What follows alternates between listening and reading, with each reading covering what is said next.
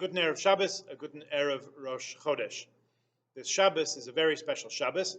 The first day of Rosh Chodesh Elul and Shabbat coincide this year. So we have a special Musaf that we'll daven on Shabbos morning to celebrate that, in addition to Hallel, which we always say on Rosh Chodesh, a special psalm for the day for Rosh Chodesh, and on Motzei Shabbat we'll begin saying Psalm 27, LeDavid Hashem Oiri, twice a day through the high holidays. Sunday we'll also begin sounding the shofar after Shacharit services each weekday morning. We'll put it on the website, but there's nothing like hearing it live and in person. So whenever you can during Elul, and for that matter anytime, please join us for morning services in the shul at 7 a.m. Monday through Friday. We're always glad to see you. Let's take a few minutes and explore a mitzvah and its corollary that are of particular interest at this very moment in time, as we are winding down to the end of a Shemitah year in Israel, a sabbatical year, in which the land is supposed to lie fallow. The land of Israel has its own Shabbat once every 7 years, just as we rest once every 7 days. Our portion of this week, Re'eh, makes mention of another rest, if you will, that's supposed to take place in the 7th year, which is Shmitas Ksafim, translated literally as a sabbatical for money. The 6th aliyah of our parsha, Re'eh, Deuteronomy chapter 15, starts Miketz Sheva Shanim Ta'aseh Shemitah. At the end of 7 years, you have to make a Shemitah, a sabbatical. We'll see from the context that's talking about loans. The next verse elaborates Zeh v'zeh devar hashmitah. This is that sabbatical. Shamoit kol bal mashe yadoi asher yashe bere'ehu. Every creditor should release from his hand the debt which he can claim from his fellow. Lo yigos esre'ehu ves achiv ki kara shmita lashem. He cannot demand payment from his friend or his brother because the time of God's annulment has arrived. You have to release any claims against of loans from a fellow at this time. Now that's a wonderful thing and a statement and of a belief and values. If you stop to think about it, we are supposed to work hard 6 days a week. Verse all the way back in Genesis tells us, right? Sheishes yamim ta'avod. 6 days a week shall you work. We have to be productive members of society. We have to earn money to pay for important things like food and clothing, day school tuition, of course, especially our contributions to shul, generous contributions to its fundraising appeals, and so on.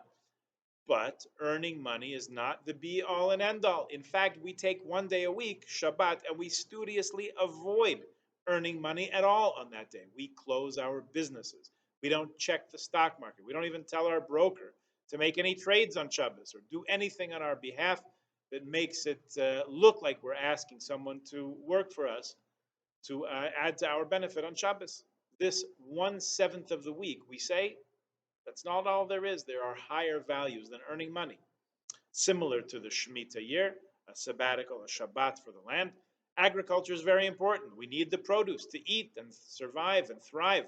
As important as that is, we take 1 year out of every 7, like the current year, for example, and we say the produce of the land isn't all there is to life.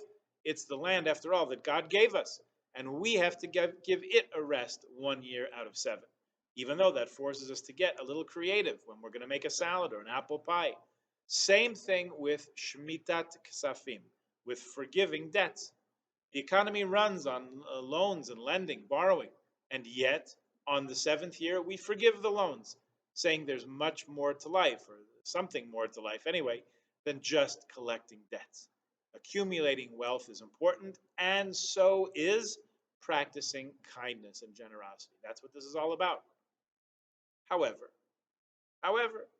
in Hillel's times, he saw a very real and very human, but nonetheless negative consequence of people's behavior in connection to this mitzvah. Hillel saw that people were not fulfilling the mitzvah that's spoken about in other places of the Torah, the mitzvah to lend money to the needy. People did the calculation in their mind, the 4th year, the 5th year, the 6th year especially of the 7-year Shemitah cycle, people stopped lending money to the needy for fear that when the 7th year rolled around, the debtor would simply take it, the privilege of the 7th year's forgiveness, and make no effort at all to in advance to pay back the loans. That meant that lenders were actually holding back loans as the seventh year approached because they were afraid of not getting repayment. So those who needed loans could not get them. So Hillel devised a strategy to navigate this tension called the Prozbul. Apparently, it's an acronym for three Aramaic words, pros, bully, and buti. Some say an enactment for the rich and the poor. Others say it's a Greek word for delivering. In other words, we deliver our debts to the Beit Din, wherever it got its name from. It's a device to permit a person who holds debt to convey those debts to a Beis Din, a rabbinic court, which is a legal entity and not a person, and therefore does not have the obligation to forgive debts. The person can subsequently later claim the debts in court. Okay, that's a side issue. But there are some that I found, some 20 different versions of this declaration, this remanding of debts to the court. The simplest one is a verbal declaration that a person makes in Hebrew or any language he understands. I hereby transmit my debts to you, the Beit Din, that I may collect them whenever I wish. It sounds a little funny to put a rabbinic enactment in place to circumvent or somehow alter the course of what happens when people ignore a Torah mitzvah. Although we're willing to say that Hillel's enactment really did preserve the spirit of the mitzvah, namely that Jews should borrow and lend between one another, doesn't it also change the forgiven debts that were clearly the original intention into now collectible debts? That seems uncomfortable, at least at first blush. First of all, let's notice that in the exilic times of the enactment, observance of Shemitah was rabbinic rather than Torah-itic.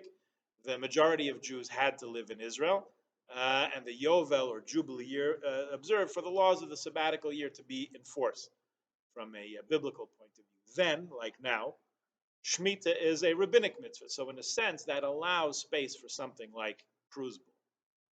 When Maimonides, the Rambam, writes about this practice, he suggests that the proper thing to do is write out a document and present it to the Beis Din, which in fact some people do today, because if the declaration of Prozbul is made only with words, it might give the unlearned the mistaken impression that a Torah law can be somehow subverted, or you can do an end run around it by a simple verbal declaration. That's not, in fact, what's happening, so that's probably why many people nevertheless choose to write a document. Shulchan Aruch, in a note of the Ramah of Krakow, observes that Prozbul fell into disuse when Shmitas Ksafim, this release of loans itself that we're talking about from the Parsha, was not so widely practiced. It's undergoing a little bit of a revival, as things sometimes do in Jewish life. Things have fallen into disuse and they come around again. That's why we're talking about them at this point.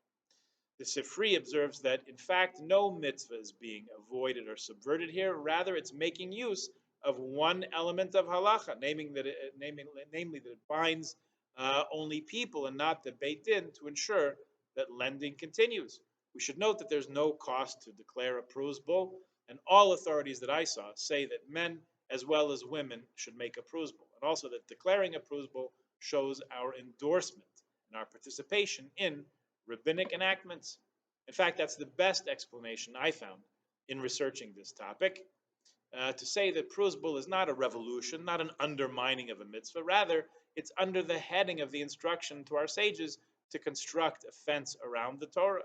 The Torah wants us to make sure, as this week's Parsha tells us, just a few verses before the mitzvah of forgiving loans in the seventh year, it says, Efes ki lo yeh b'cha evyon. There should be no destitute people among you. Rather, God will surely bless you in the land that God your God gives you as an inheritance to possess that land. In other words, this is a takana, a repair, to make sure that what the Torah expects of us, which is to take care of one another, is accomplished fully and efficiently, and bakavadike, in a respectful and humane manner. That's really a lesson for the weeks that now greet us at our doorstep.